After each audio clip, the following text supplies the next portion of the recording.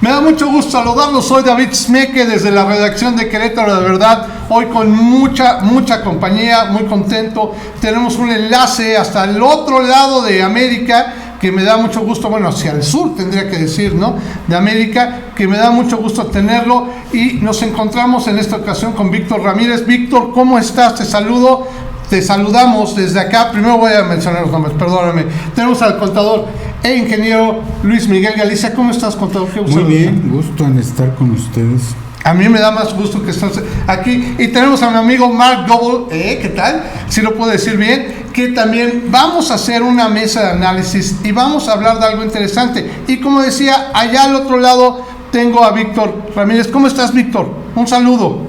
Muy bien, gracias. Muy contento por charlar con ustedes y poderles transmitir, sí, un poco de lo que hemos venido trabajando sobre bienestar humano en los últimos años, que ya son como 6 años que venimos trabajando. Correcto, y mira, de eso es lo que quiero plantear. Vamos a hacer un trabajo de análisis, los invito a que hagamos un trabajo de análisis de una palabra que aquí en México está muy de moda, que es el bienestar. ¿Y por qué digo en moda? Porque, bueno, hay programas que tienen que ver con el bienestar, hay una Secretaría del Bienestar, y yo creo que directamente el presidente de la República maneja el concepto y la palabra de bienestar como su bandera de este gobierno. Por eso veo importante que con 3 personas de tan alto nivel de análisis y de preparación, que yo sé que les estoy echando muchas porras, pero es real lo que estoy diciendo, podamos analizar esta palabra que decimos millones de mexicanos día a día, que es el bienestar. Por ahora quisiera cederle primero la palabra a Mark Goble para que me haga el favor de hacerte el planteamiento a ti, Víctor, preguntarle acerca del bienestar. Sí, Víctor, no sé si nos puedes describir en primer lugar qué es el bienestar y qué impacto eso puede tener en la vida de un ser humano. También quisiera pedirle, perdóname, Víctor, que te haga también el comentario en este momento, mi querido amigo, el ingeniero y contador Luis Miguel Galicia. ¿Qué le podrías también preguntar a Víctor del otro lado? Víctor, un gusto saludarte. Una frase tuya me dejó impactado. El bienestar humano consiste en el desarrollo de 5 habilidades y se expresa en 4 componentes. Me gustaría muchísimo que nos hicieras luz exactamente en las habilidades y componentes que amablemente nos hiciste favor de compartirnos. Sí, bueno, voy a aprovechar y voy a compartir una imagen que nos puede ayudar mucho con este tema. Es importante, digamos, sí, reconocer por un lado que nuestra visión, digamos, actual o lo que solemos pensar, ¿sí?, el bienestar humano pareciera estar relacionado con el acceso a productos, servicios, etcétera, ¿no? Y eso es, digamos, es un error que hemos cometido, porque justamente las cosas son un poquito diferentes, tanto que puede sonar un poco contraintuitivo, pues, ¿no? Efectivamente, como bien dices, Luis, o sea, el bienestar no es lo que yo pienso, sino lo que se ha ido, digamos, desarrollando en neurociencias. El bienestar es un conjunto de habilidades que permiten optimizar la expresión de nuestra vida afectiva, ¿sí? Hablamos, digamos, de habilidades y componentes justamente como una manera de ordenar el problema del bienestar. Primero porque, digamos, las habilidades que conocemos están relacionadas con el desarrollo del bienestar y lo que llamaría algunos, por ejemplo, como Richard Davidson, que es el florecimiento humano, ¿sí? Es importante entender o comprender cabalmente que se trata de habilidades que implican el funcionamiento del sistema de las recompensas, ¿sí? Justamente esa parte digamos, de los sistemas neuronales, ¿sí?, ha sido una parte que se ha estudiado muchísimo en neurociencias porque nosotros, digamos, entendíamos desde hace muchos años que ahí los circuitos neuronales tenían esa capacidad de moldearse, tienen esa capacidad de llevar a cabo cambios plásticos, ¿sí? Y esos cambios plásticos ocurren como consecuencia de la experiencia, ¿sí? Una de las cosas que pudimos caracterizar durante muchos años es que justamente un tipo de experiencia que da lugar a la modificación plástica de estos circuitos tiene que ver con la respuesta de estrés, ¿sí? Para no meternos, digamos, en muchos detalles en ese sentido, lo importante, digamos, es aclarar que esto que nosotros vemos como habilidades, ¿sí? Son algunas de las que podemos identificar y sobre todo podemos distinguirlas, sobre todo por cuestiones didácticas para podernos comunicar, ¿sí? Pero están interrelacionadas unas con otras, ¿sí? Hablamos entonces así de la atención plena, que tiene que ver con el desarrollo de nuestra conciencia, ¿sí? Y tiene que ver justamente con esta capacidad de poder movernos de la mente errante y poder estar en el momento presente, atentos, ¿sí? Esa es una de las 5 habilidades de las que podemos hablar. Otra que es muy importante es la resiliencia.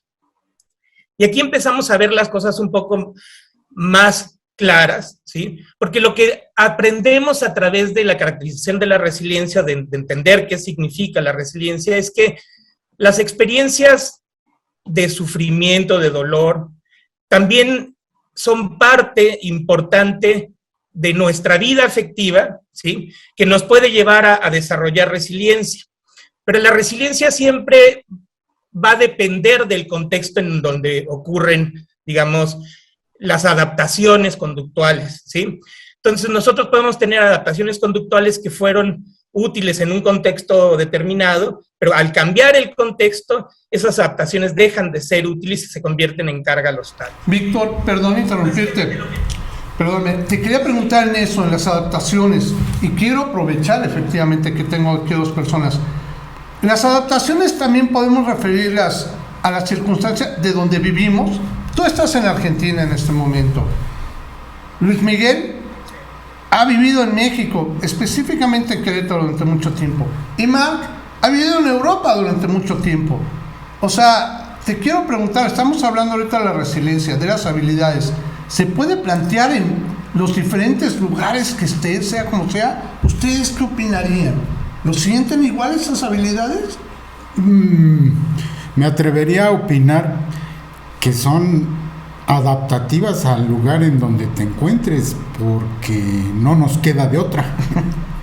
Sin embargo, ampliando un poco el concepto, tal vez nos pudiera sugerir cómo mejoramos esas habilidades, que es donde hay fallas. Una de las cosas que digamos que hablábamos la vez pasada, cuando preguntas cómo mejorar o cómo desarrollar estas habilidades, empezando por un cambio conceptual, eso ayuda mucho, ¿viste? O sea, en el caso del estrés y de la resiliencia, justamente el aprender a ver las dificultades como desafíos es un punto de inicio que además se promueve mucho en algunas asociaciones o algunos grupos de ayuda. Eso ayuda a la gente a ver sus dificultades como desafíos de los cuales puede aprender. Y como dicen, o sea, efectivamente, cada contexto va a tener diferentes adaptaciones, pues, ¿no? Y eso lo podemos notar en costumbres que se pueden, digamos, relacionar con la cultura.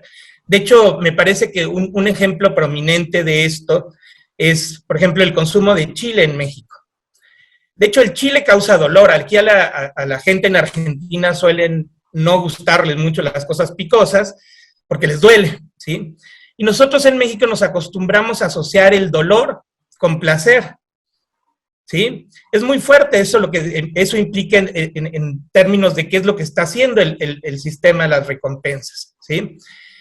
Y como eso hay muchas cosas. Ahora, hay que reconocer también, y me parece que esto tiene que ver con lo que le llamó mucho la atención a Luis, tiene mucho que ver el sistema global de recompensas que funciona actualmente, ¿sí? Hay cosas que están globalizadas, como por ejemplo el consumo de alimentos, el consumo de bienes y servicios, ¿sí? Muchos de los cuales, ¿sí? Por ejemplo, sobre todo los alimentos de alta palatabilidad, se tiene bien claro descrito en la literatura, cómo estos alteran el funcionamiento del sistema de las recompensas. Entonces, no nada más van a alterar, digamos, nuestra conducta alimentaria, sino que por consecuencia, ¿sí?, otras digamos, de nuestras habilidades del bienestar van a estar siendo afectadas justamente cuando perdemos la capacidad plástica de los circuitos del sistema de las recompensas. Y es fundamental porque esos circuitos son los que son relevantes para la expresión de nuestra vida anímica, que son, digamos, esto que decíamos, la experiencia hedónica propiamente, la experiencia de involucramiento y poder, digamos, concentrarnos en una tarea, y la experiencia eudaimónica, que aquí vale la pena, digamos, detenerse un poco en lo que es la eudaimonia. Víctor, bueno, estamos teniendo un poquito de dificultad en cuanto a la comunicación. Yo quisiera que, nos estabas explicando lo que es la experiencia eudalmónica, pero también quisiera entender qué significa la palabra eudalmónica, como para poderlo referir y entenderlo, ¿no? En la eudaimonia, una de las cosas que se reconoce es que las pertenencias, las cosas que nosotros poseemos, ¿sí?, son parte de los elementos simbólicos que forman parte de nuestra vida afectiva, ¿sí? ¿Eso qué significa? Eso significa que hay una presión enorme por todos los individuos del planeta por poseer territorios y hacer, digamos... En lo que lo busca, Mark, yo te quería preguntar...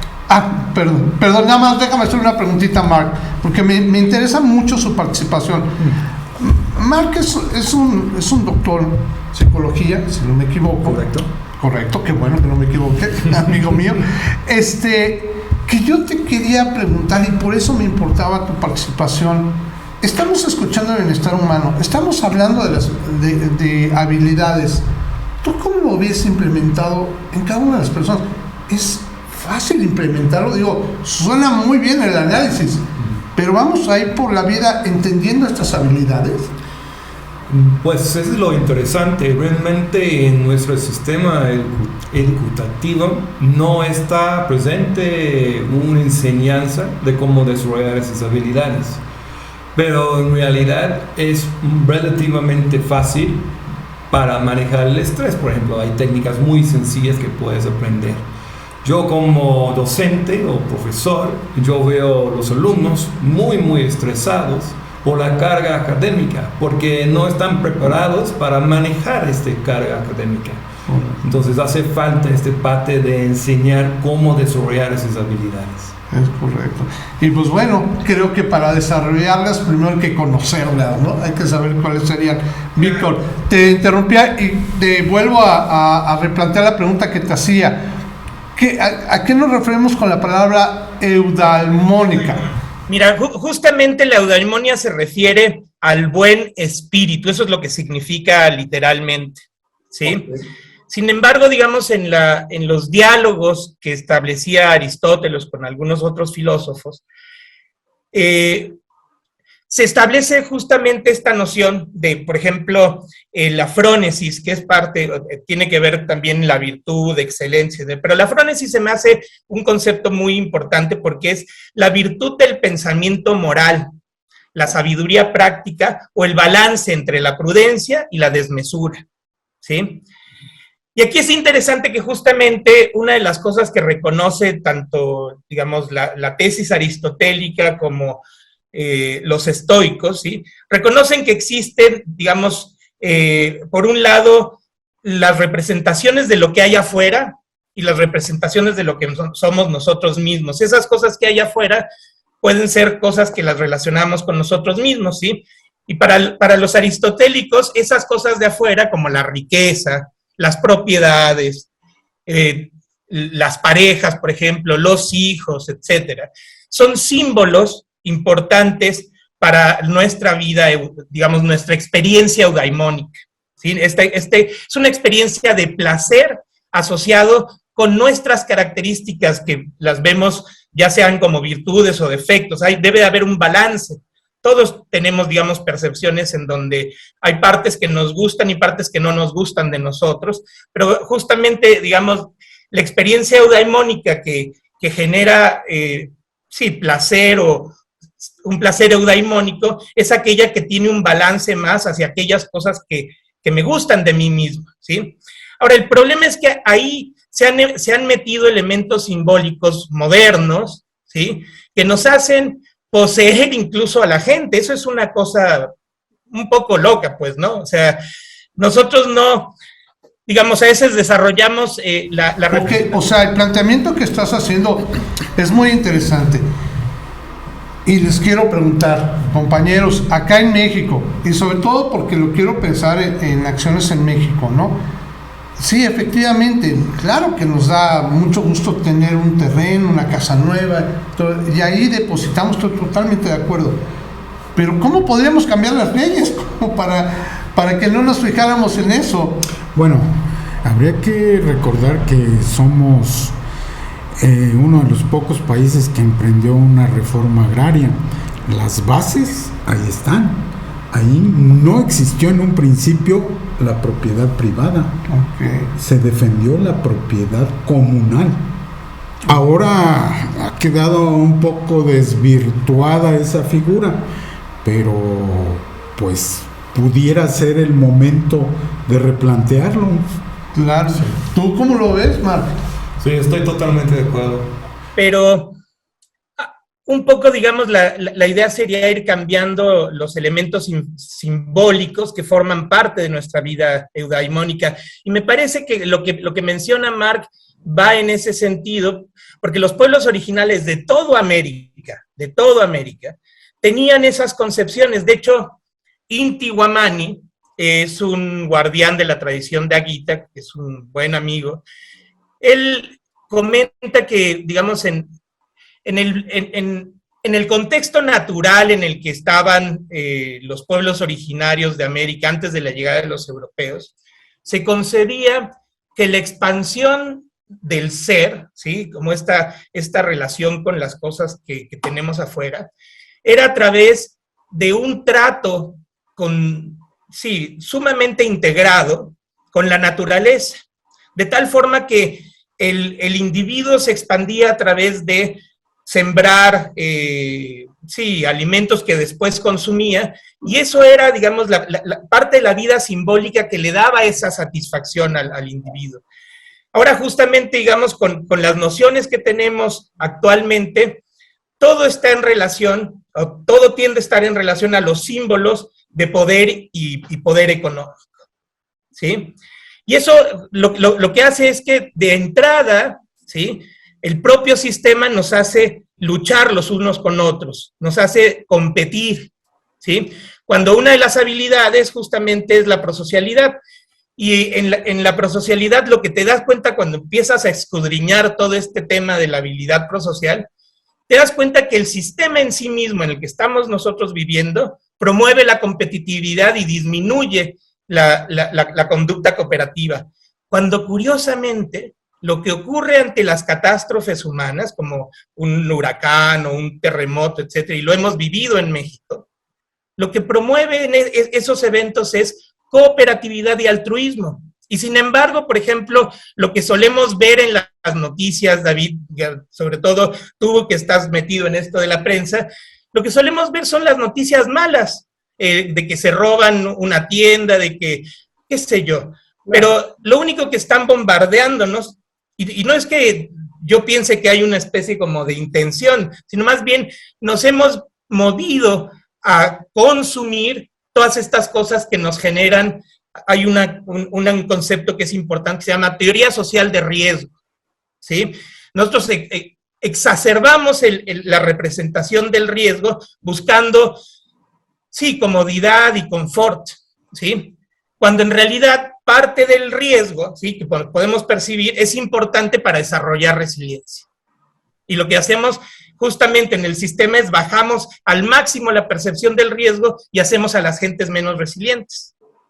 Y bueno, a mí me gustaría agregar algo también ahí, Víctor, que muchas veces creemos que necesitamos algo externa para tener este bienestar, pero en realidad todo está hacia adentro, ¿no? No sé si te gustaría... Sí, eso es muy bonito que lo menciones, porque a mí me queda claro, ¿sí?, que cuando uno explora honestamente toda esta temática, no te queda de otra más que darte cuenta de lo que nos está transmitiendo Marc, que el cambio solamente está en el interior de nosotros, ¿sí? Se dice muy frecuentemente y ya se ha convertido incluso en un cliché, pero a veces no lo entendemos. Y a veces no entendemos porque en realidad pareciera que no sabemos ver hacia adentro de nosotros. Y ese ver hacia adentro de nosotros, les quiero decir que no puede negar la existencia de lo que pasa, por ejemplo, en nuestros sueños, ¿sí? Cuando soñamos, tenemos una vida, digamos, consciente durante los sueños. Que de hecho, justamente los toltecas tenían tan claro las cosas que lo que ellos hacían con sus líderes, ¿sí?, que generalmente no eran ni líderes espirituales o científicos, no estaban separados, eran aquellos que iban a ser educados para liderar, tenían todo digamos, sí, todo el entrenamiento, como ya sea tanto militar, espiritual, etcétera. Los entrenaban para todo, ¿viste? Y en este caso, los toltecas, una de las herramientas principales que utilizaban era los sueños lúcidos, ¿sí? Tampoco hay que asustarnos, por ejemplo, de pensar que muchas de las herramientas basadas en plantas, no nada más las fitoterapéuticas, sino incluso los enteógenos, tienen un valor importante, ¿sí?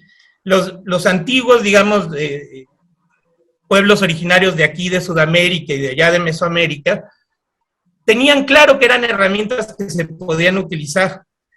También tienen claro que no son indispensables, es decir, no dependemos del uso de esas herramientas porque podemos lograr el mismo trabajo hacia el interior nuestro con otras herramientas, como lo ha mencionado Marc, como la meditación. Está, por ejemplo, la meditación autoalusiva que desarrolló Jacobo Grinberg, y está el trágico suceso de que a Jacobo Grinberg lo desaparecieron, ¿sí?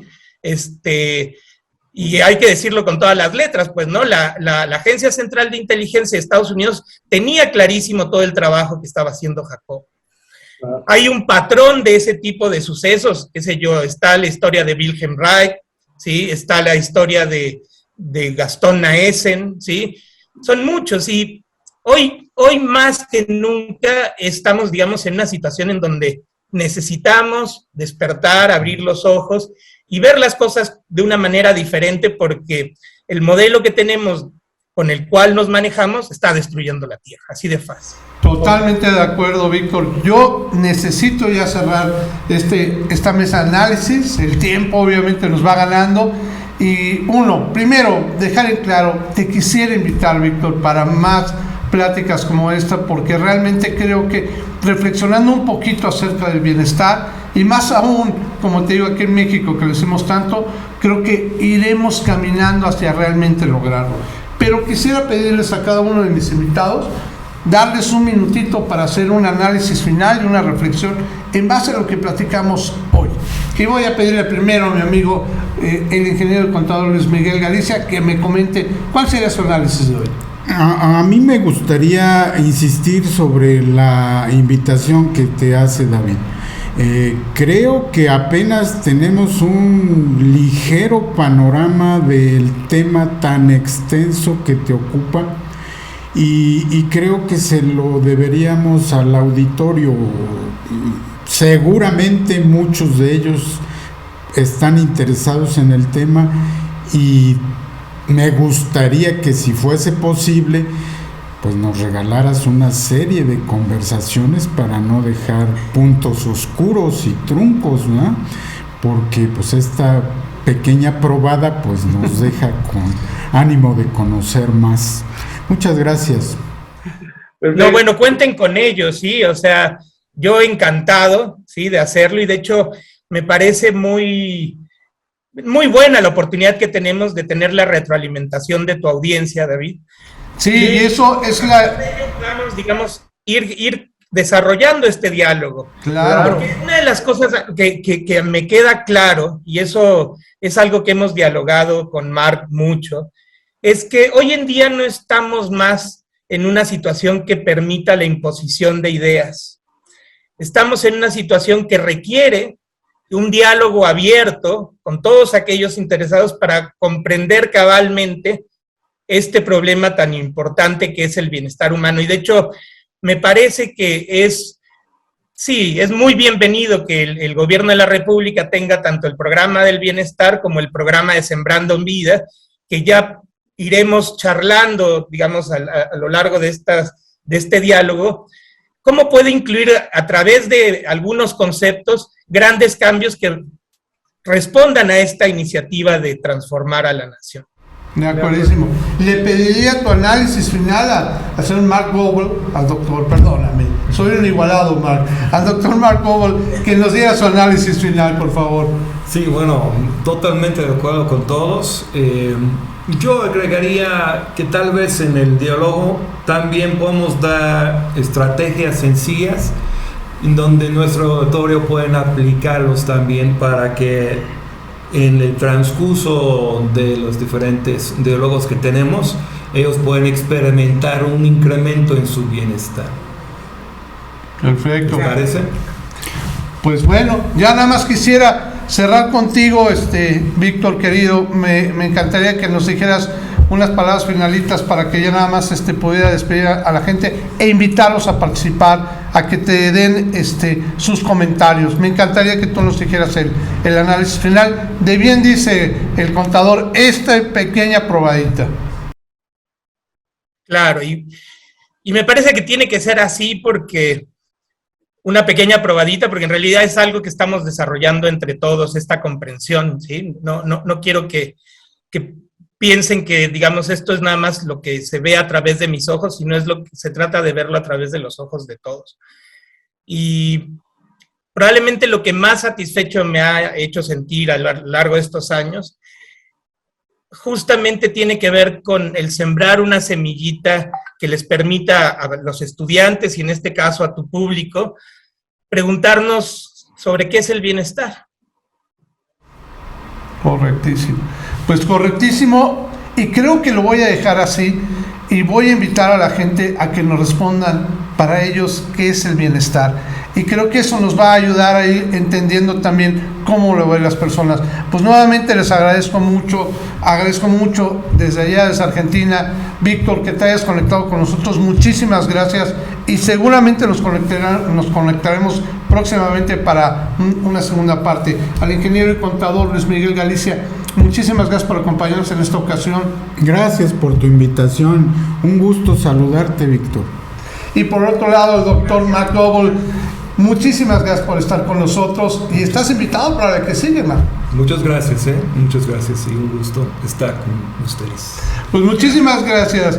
Y a mi público de Querétaro, de verdad les agradezco muchísimo que nos hayan acompañado. Les pido, en serio, ayúdenos con sus preguntas, ayúdenos con sus comentarios. Por favor, indíquenos de qué forma ustedes ven el bienestar, qué es para ustedes el bienestar, y que lo podamos compartir con Víctor y nuestros analistas, y podamos llegar a desarrollarlo como realmente nos gustaría tenerlo. Pues bueno, los dejo con esta invitación y les agradezco mucho que se hayan conectado con nosotros. Síganos a través de nuestras redes de Querétaro de Verdad y en nuestro sitio querétarodeverdad.mx. Muchas gracias y hasta luego.